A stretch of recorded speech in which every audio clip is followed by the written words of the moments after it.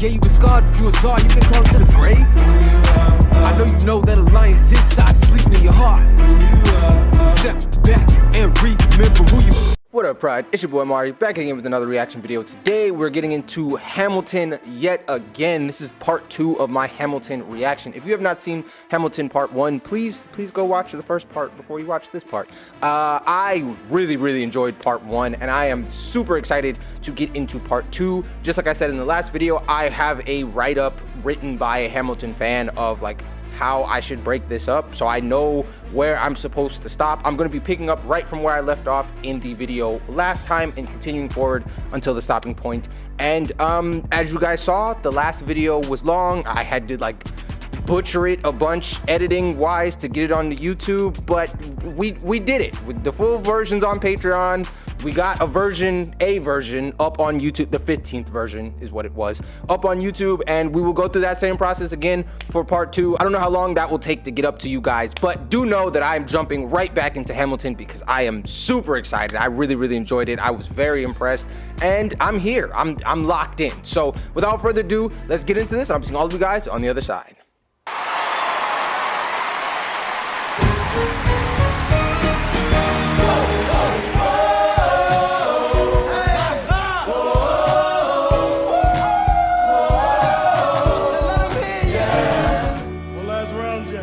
I may not live to see our glory.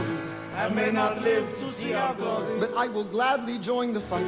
But I will gladly join the fight. And when our children tell our story. And when our children tell our story. They'll tell the story of tonight. Let's have another round tonight. Let's have another round tonight. Let's have another round tonight. Raise a glass to freedom. Something they can never take away. No matter what they tell you. Raise a glass to the 4 of us. Tomorrow there'll be more of us. Telling the story of tonight. Let's have another round tonight. Let's tell the story of tonight. Raise a glass to freedom. They'll tell the story of tonight. Raise a glass to freedom. They'll tell the story of tonight. Tell the story of tonight.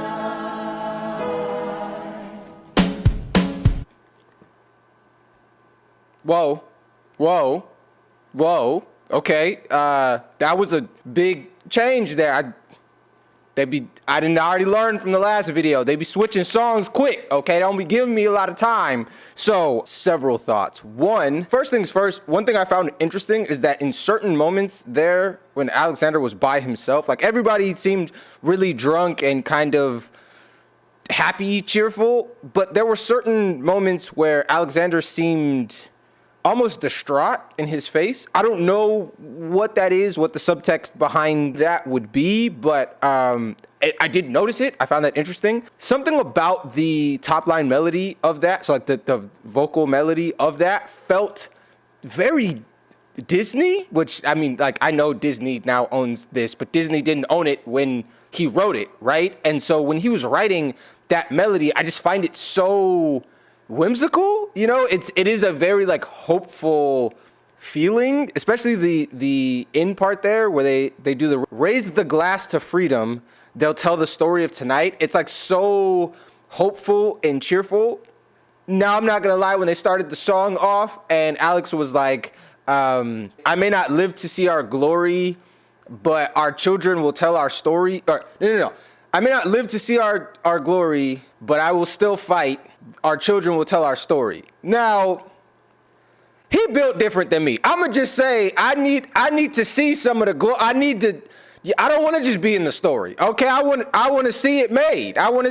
You get what I'm saying? I need to be like signing book covers at the end of the story. I don't want to be just in the epilogue. You see what I'm saying? Like anyway, he was a very determined, at least in this play, he was very determined to like see this vision of like independence through, and I respect him so much for that, because I know he a better man than me. If it's a sure thing I'm gonna die, I'm not doing it, is what I'm saying. Obviously he didn't die, like they made it through, he saw the other side. My point is, he was ready to die, you know? And it kind of reminds me of, this is a tangent, so for those of you guys who don't like tangents, again, you should know by now from part one. If you haven't seen part one, you should definitely go watch that before watching this, so you kind of get an idea of how my brain works. But this is a tangent I'm about to go on. So for those of you who don't like those, you might want to fast forward a little bit. Okay, so it kind of reminds me a little bit of the old Japanese saying about samurai who didn't carry shields. And the idea was like, if you fear death going into battle, you will certainly die. He kind of has that mindset where he's like, he is so enthralled with the idea of independence and such a believer in like the cause that he is willing to die for it, even if it just means that he doesn't ever get to see that independence, which I think like history needs men like that. I think that can be a very powerful thing. And I am not one of those men, is what I'm saying. I'm not like that. The way my self-preservation skills is set up, I gotta be able to see it through. You feel me? Like, I don't want to be a statistic. I don't want my name on a monument. I don't want a statue. I want to be there. You know what I'm saying? Like, when they cut the ribbon, I want to hold the scissors, is what I'm saying. So I am in awe of this man who was like a part of like what eventually became the country that I was born in. It's interesting to me, you know. It's really dope. I know that was a lot to say about like a relatively short song. I say it's a short song. I don't know if this is like another song that we're going into, so I don't know if I can say like that was a short song, but like the way the lighting changed, the way the setting changed, and like real quick the music seemed like it was changing. I feel like this is gonna be a new song, but it might just be like a part 2, because in several of the previous songs they've had like energetic changes like that within the same song. So I don't know where we are. I just know where I'm supposed to stop at. So I'm going to continue forward, but I was struck both with the lyrics of that song and also the melody of that song. And also somebody in the comments of the last video said that this is based off a biography of Hamilton's life. So I'm guessing that sentiment was something that Alexander actually embodied, and I think that that's really dope. Even though I know that I'm not built like that. Like I'm not. It's the truth. I am a lot of things, but I'm not dishonest with y'all.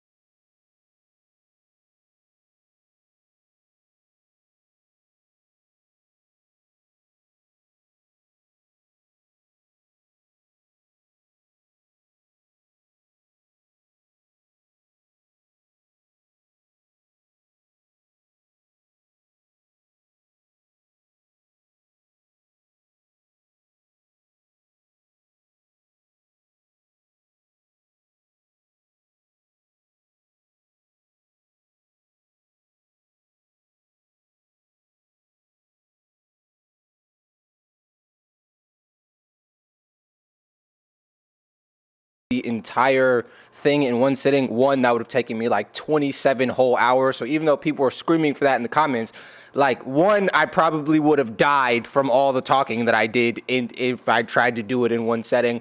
And 2, y'all not trying to actually see a video that long. You think you are, but you not. You not ready for all this, okay? And you about to see. Watch how long I talk about 15 seconds of this song. So, 1, the funky bass line that came in on this is just nasty. It's nasty. I love it. It's the music in this has been really, really great, and I feel like I haven't talked about it as much because so much is going on, especially lyrically in this particular musical, that I haven't spent a lot of time on the music, but do know the music goes hard, and I love how diverse it is, and it just like sets up the energy. Like this song is like a very fun, funky song, which matches the energy of the rich girls going out on the town to look for the bad boys and, you know, slum it up with the commoners. And so I think that's like really, really dope. The reason I brought up the point earlier about me being happy that I didn't react to all of this in one sitting is because I now have comments from you guys floating in my head, which is like giving me additional thoughts on things. Like, for example, one of the comments said that, because I kept referring to this in the first video as Alexander Hamilton's story, and someone corrected me and was like, no, it's called Hamilton. And a lot of people think that this might be Eliza's story. Now I responded, who is Eliza? Like, and one of the daughters, I don't know which one it is. I know this one in the middle is Peggy. We're going to get to her in a second. But one of them is Eliza. And so I'm guessing Eliza Schuyler goes on to be Eliza Hamilton, which means one of these two on the ends is going to end up being Alexander's wife. So that little bit of foreshadow. I mean, it's a little bit of a spoiler, but it's also like, so is Aaron Burr shooting him and announcing it in song 1. So also, are these the same girls who said, we are the women who loved him in the Alexander Hamilton? I need to go back and watch the Alexander Hamilton song at the end of this to like get a new context on all of those things that happened, because I will then have seen it and know like what they're referring to in that earlier song, because I will have seen the whole story play out. But anyway, that's like something that's floating in my head. Also, I love like how annoyed Peggy is to be there. She's like, Daddy said we're not supposed to be here. Y'all out here being bad. Like, let's go. Like, why are we here? I don't want to be here. Yeah, but the other two seem very, very much excited to be here. Also, another comment that I have floating in my head is responses to my comment about how much melanin is in this particular musical, and a lot of you guys telling me that it was a blind casting and that the cast is overall very, very diverse. And as a result, like a funny side note of that is the fact that these three being sisters means their moms look nothing alike, and I love that because it implies that the super, super rich dude is also wild, just like his daughters. I mean, not to say that if you have multiple kids by different people, you are inherently wild, but given that his daughters are rebellious and wild, rebellious as in they're out on the town being where they shouldn't be, and his daughters don't look alike. I know this it wasn't written like this, but I like that is like now that's like a canon part of this, and I don't know if anybody else has thought of that, because that's kind of a weird thing to think of, but it's something that I find very amusing, especially because like back in this day, having children with multiple different people was like a lot less socially acceptable, because you weren't supposed to have kids out of wedlock, which is part of the reason why everybody was calling Alexander Hamilton's mom a whore when she's not. Okay, I'm gonna need y'all to put some respect on Mama Hamilton. And 2, you weren't supposed to get divorced. So it's like all of your kids are supposed to be from the same person. And so the fact that like, if we being real, the same 2 people probably could not birth these 3 women here. I love that. Like it just, again, if you go from the logical conclusion from that, it just like infers something about their dad, which could have been passed down to them, which could be part of the reason why they're like out on the town slumming it up with the poor boys, and pretty excited about it. Everybody but Peggy. Peggy in the middle she's not having none of it. She want to go home, and I'm loving every single second of it. Angelica, Eliza, Angelica, Eliza.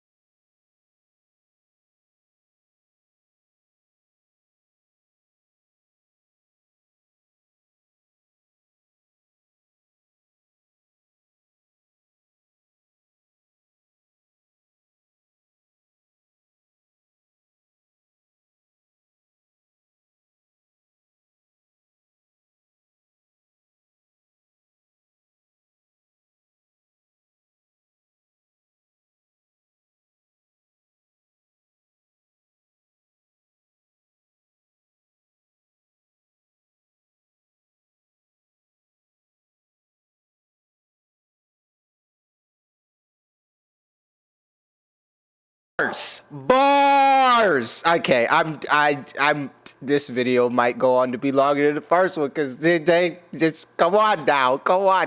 First off, I'm with you, Angelica.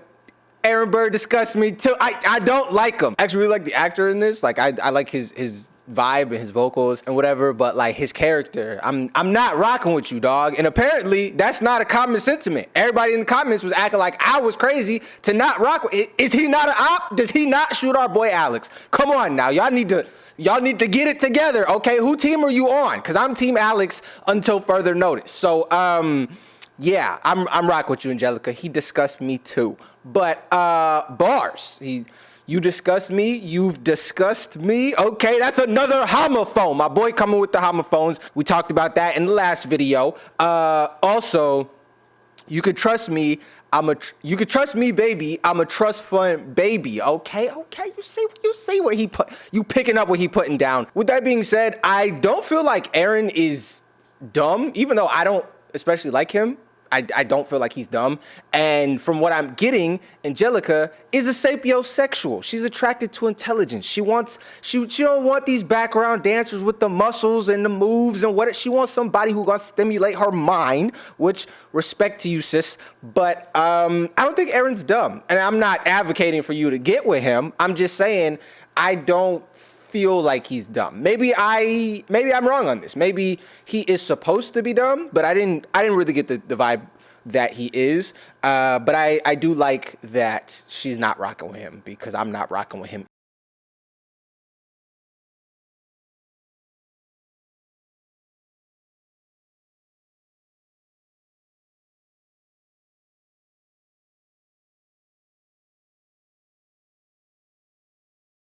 Someone in a rush next to someone looking pretty. Excuse me, miss, I know it's not funny, but your perfume smells like your daddy's got money. While you're slumming in the city in your fancy heels, you searching for an urchin who can give you ideals. I'm a trust fund, baby, you can trust me. I've been reading common sense.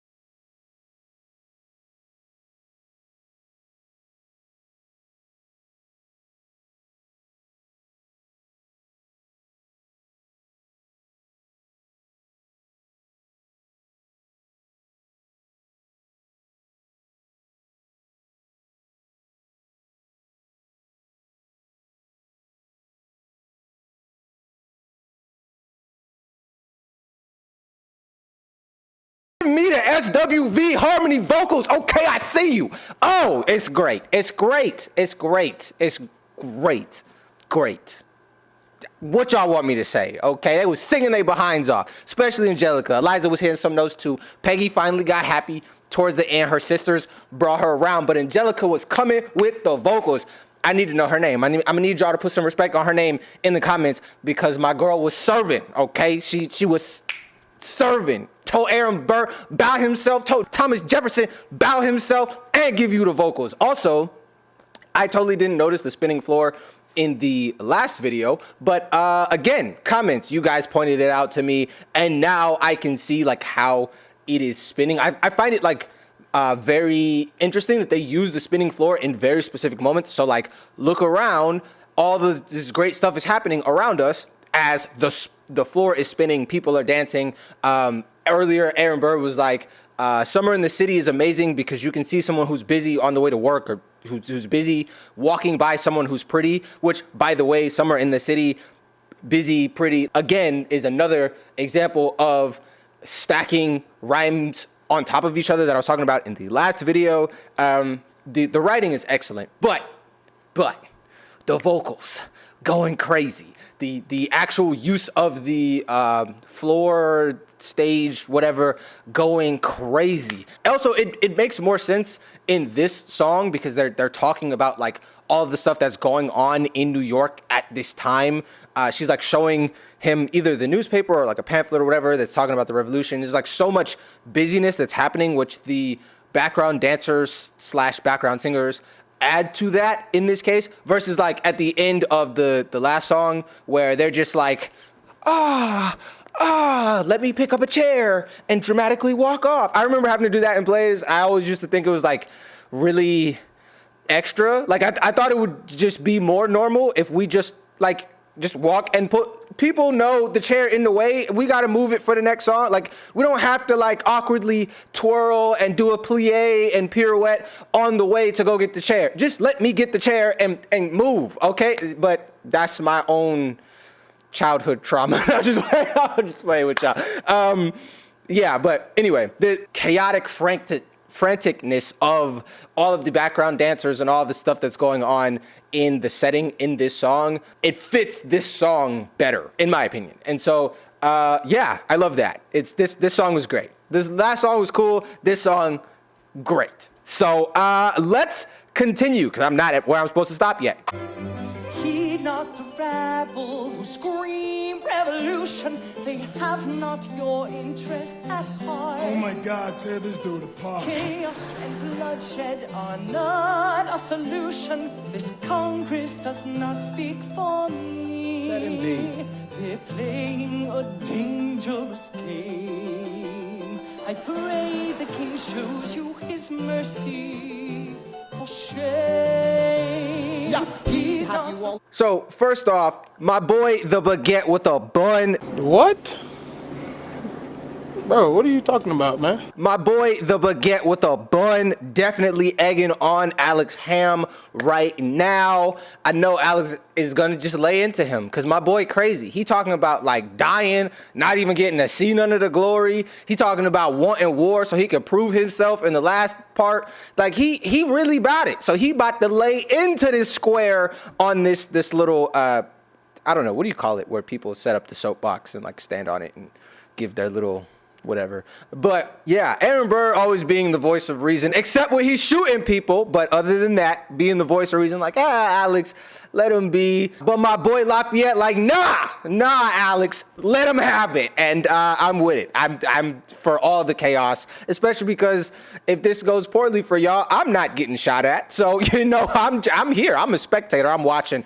Back to the music. I really love that this is the song that they brought in the harpsichord. For those of you who don't know, the harpsichord is basically like the older brother of the piano. It's that like old-timey instrument that you're hearing in the background. It is a 14th, 15th century piano, and it actually predates the piano, which is an 18th century instrument, which is interesting because this is the 18th century. So there's actually a chance that at the time that this was happening, New York didn't have pianos, or they might have had pianos, but I don't know for certain, actually. But I know that it's an 18th century instrument, and the harpsichord predates it by 3 centuries. And so it has this old-timey feel and vibe to it, because most people don't use harpsichord in music in the modern era. I say most people because I literally have a song with harpsichord as the main instrument in it. It's called Prince. You should go check it out. That's a shameless plug. But shameless plugs aside, I love that they use that in this song because it feels formal. It feels very like almost royal. Like when you hear it, it gives you the vibe of like an old medieval European monarchy. And that's exactly what this guy is advocating for. This guy is some type of like royal simp. The term is either loyalist or royalist. It's one of those two. ¿Por qué no las dos? Where they were the colonists who were in favor of staying with the crown. And so this guy is clearly like an embodiment of those people, of that sentiment. He's not wanting the revolution, and he's like kind of like chastising them for like being so gung-ho about leaving the influence of the crown. And so I find it really dope that this is the song that they use the harpsichord in, because he is making an argument for continuing the rule of a European monarchy over the colonies, and that instrument itself has a European monarchy feel to it, you know? And so I thought that little touch was dope.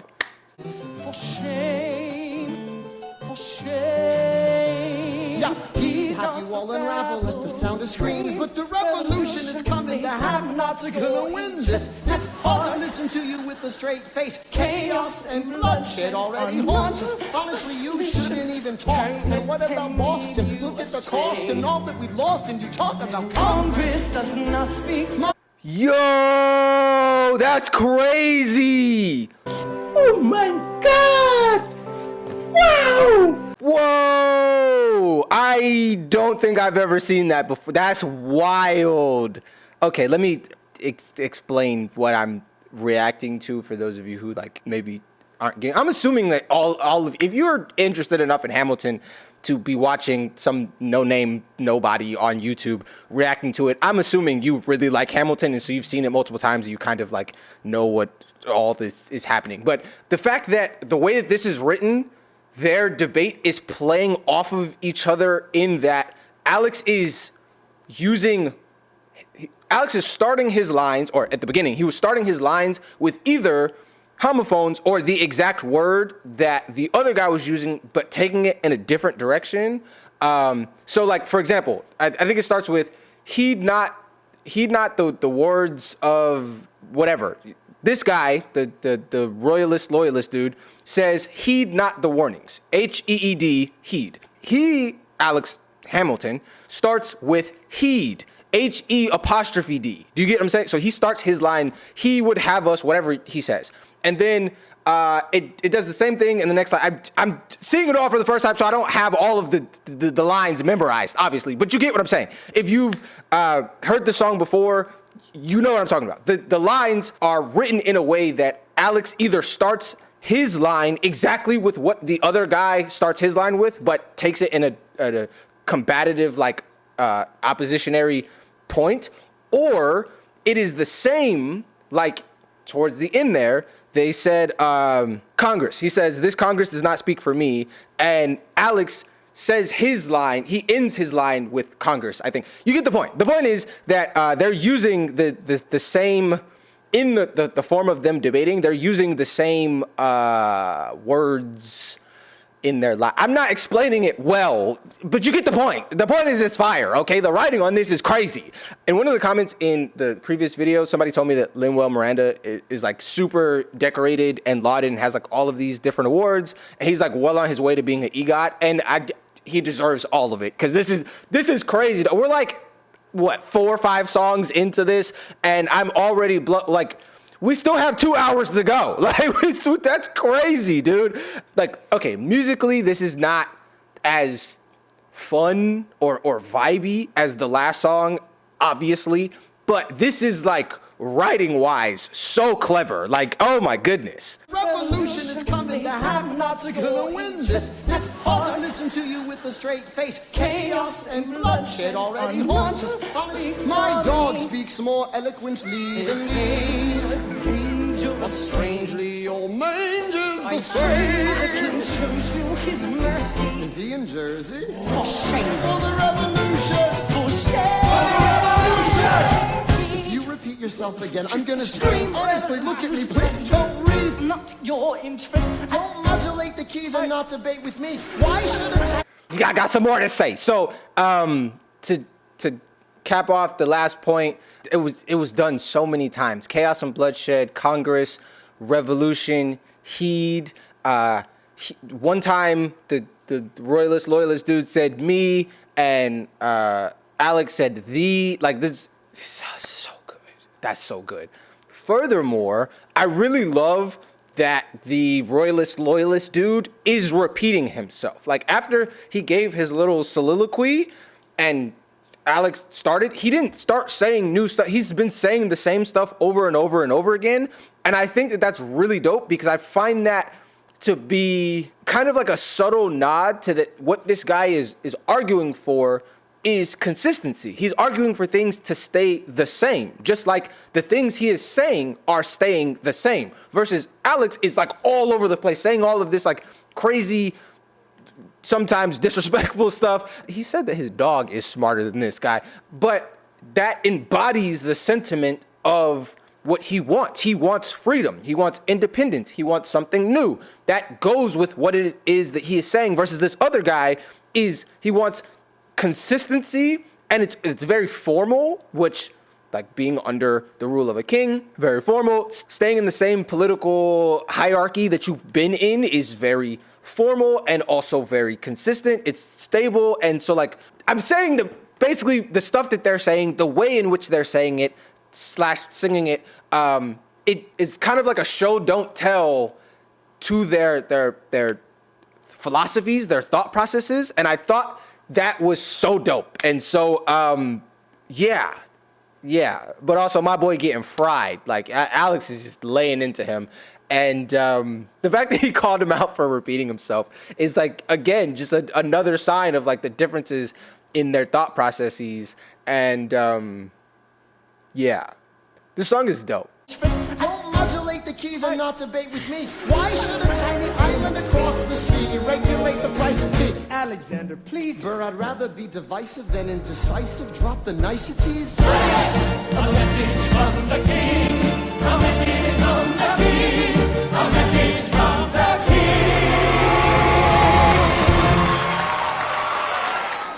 So I'm guessing this actor / singer dude is very popular and beloved, because I mean, ain't nobody else getting no clap. Why you clapping for him? Why he deserve the claps? He ain't even done nothing yet. He out here, you know, swaying in, sashaying in with his little royal garb. He do look pretty crispy. I'm not gonna lie, that outfit is fire. But that's not the point. Okay, where was this performed at? Where they actually said earlier when we started in the introduction where this was performed at.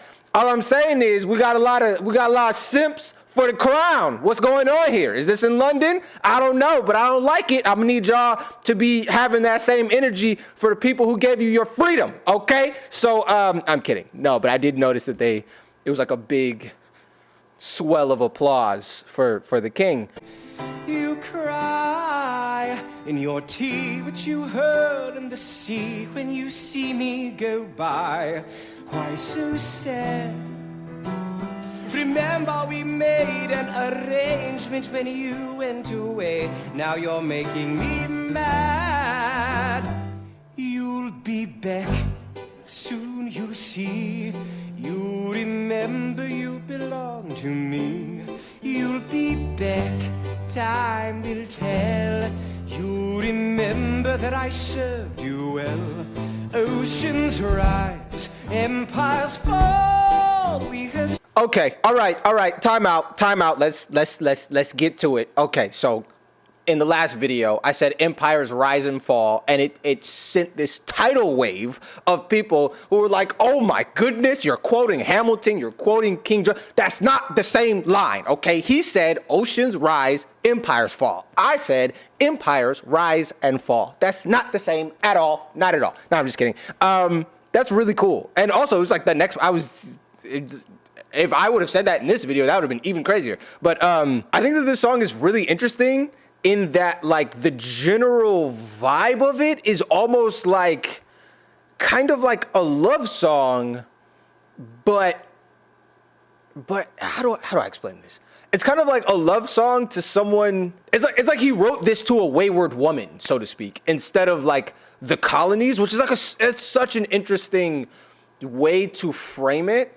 Obviously they reference like the Tea Party and, like, you know, tossing the tea and all that stuff. So, like, it's clearly about the colonies, and also the start of this song is like the redcoats coming in and they're like, a message from your king, a message, like, you know. So it's clearly from the king about the colonies, but it's written almost where if I had heard this like without seeing anything else, I could like imagine this being a dude talking to like a lover who like they're like on break, I guess. Maybe they're not broken up all the way yet, but they're on the way there, you know? And I think that that's such an interesting like way to frame this. Now, mind you, most of you guys who are watching this like don't watch my other content, have never listened to my music, don't know me, and so you guys don't realize that like I am literally known as Mr. Metaphor by multiple people. I constantly talk in analogies and metaphors, so much so that I have to like actually hold back from doing it in videos to like make sure that people understand what I'm talking about, because it's kind of confusing when everything that you're saying is not direct. And so I naturally think in like a metaphorical or analogy style, and that obviously bleeds into my videos and my music, but I would have never like thought to write a song from the king's perspective to the colonies as a like almost like we're separated but not divorced, and you gonna come back. Like you'll see, you'll miss me. Like that's so interesting. Not to say that I'm anywhere on Lynn's like level or anything, just to say that my brain naturally thinks in a way that produces metaphors and analogies, and I find this one to be crazy, you know? So that's like the writing in this is so good. It's so good. Oh, okay, we're gonna get back into it, but like that's so interesting. A message from your king. A message from You'll be back, soon you'll see. You remember you belong to me. Oceans rise, empires fall. We have seen each other through it all. And when push comes to shove, I will send a fully armed battalion to remind you of my love. Da da da da da da da da da da da da da da da.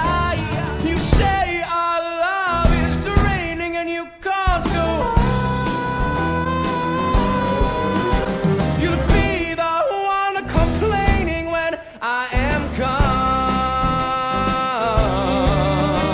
And no, don't change the subject, 'cause you're my favorite subject, my sweet submissive subject, my loyal royal subject, forever and ever and ever. You'll be back like before.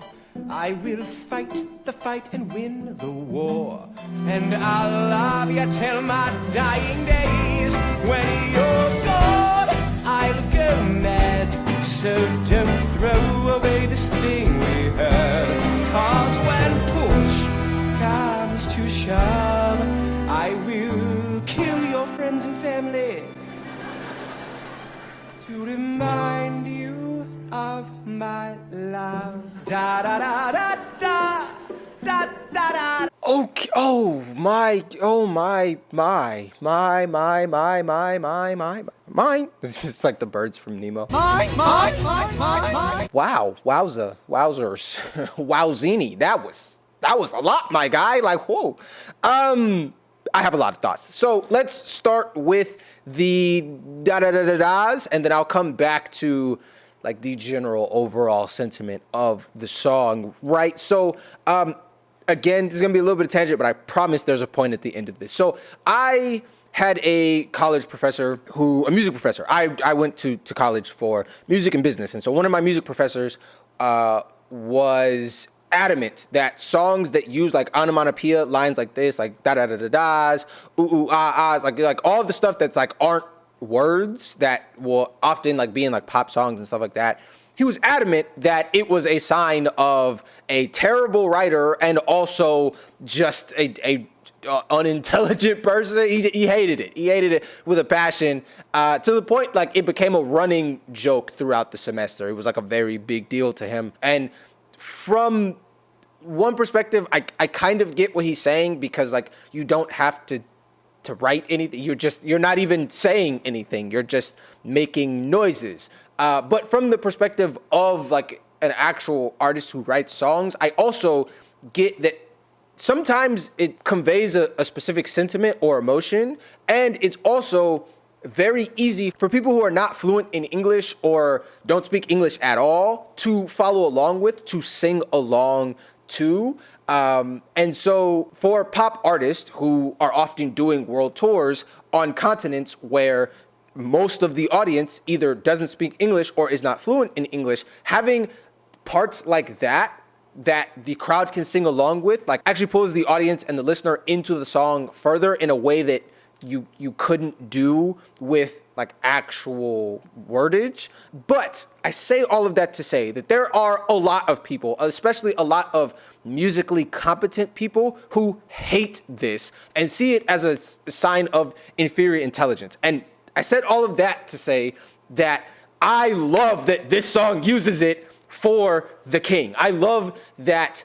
I think this is the first song that uses it. If not, it's the first song that I'm picking up on that core part of the song. It's the second time that he's doing this. And I see it as like almost like a symbolic way of Lin kind of showing the way that the colonists would receive this message from the king. They would see him as entitled, which he is in this song, toxic, which he is in this song. It's like the song is literally from the perspective of a toxic lover. Like, it's wild. And also stupid. And like having that incorporated into this song that is written from the perspective of the king being received by the colonist, that's just dog. Like, come on now. Like, you see what I'm saying? Like, and so I wanted to say that, like, I think it's so dope that this song is the song that, like, he's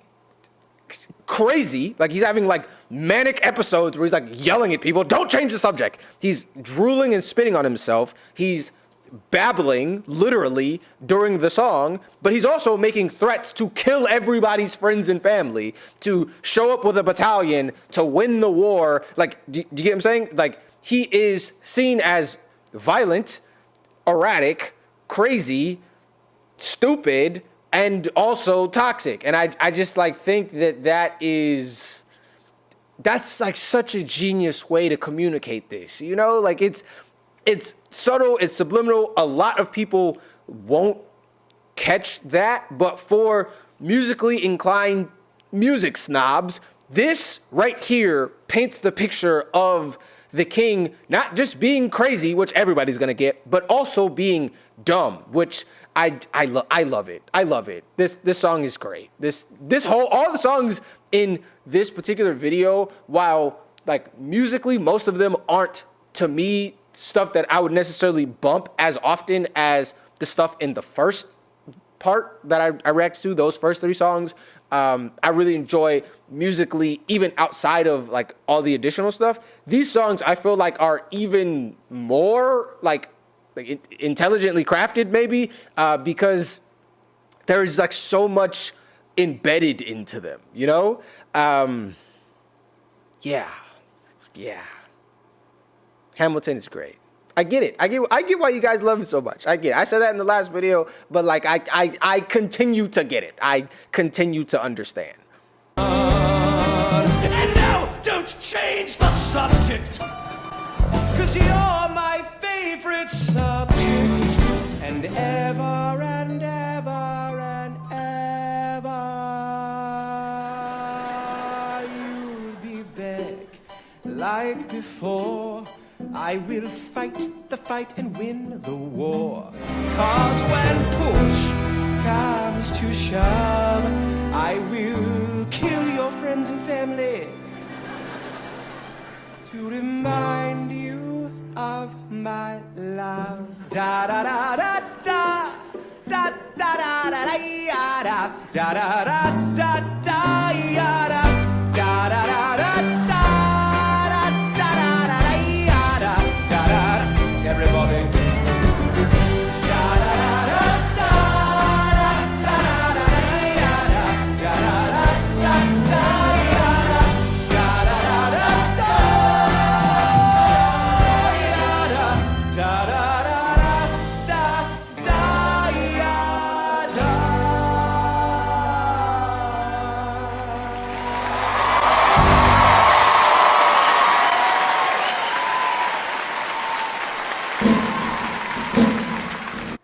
Okay, so I have no idea how long the edited down version of this that you are going to see is, but do know that the actual like source footage is longer than the last video. So yeah, it's great. I'm in awe. I'm in awe. And for me, that is not talk less, it's talk more. But thank you so much. If you're seeing this, I really do appreciate it. It means you watched through all of that, and I'm hoping enjoyed it. So definitely make sure to let me know in the comment section down below. Drop a lion emoji. Let me know that you actually stayed to the end of the video. It really does mean a lot to me. While you're down there, definitely make sure to like, comment, subscribe, and share not to miss any more of the parts. I'm going to continue reacting to all of Hamilton. I am so hooked. This is so good, and as you can see, I'm breaking it up into chunks, so you definitely don't want to miss out on those other parts. So hit that subscribe button. But thank you so much for coming along with me on this journey. This has been so much fun. I'm really enjoying myself. So thank you. I'm looking forward to the next part, but in the meantime, you guys have a great day, and I'll be seeing all of you guys here on the channel next time. Peace. Twilight, these skies no blues. A new love, but we know that it'll cruise like time in a queue. Wet shampoo, new bamboo, much more of it will ensue. I'm caught in this trance in loop of sinking down in the stew. You change up the brew, now life tastes so brand new. It's delicious like fondue. Under the moonlight tonight, stars and hearts shimmering. You illuminate who I am. You're a backlight. You are my midnight.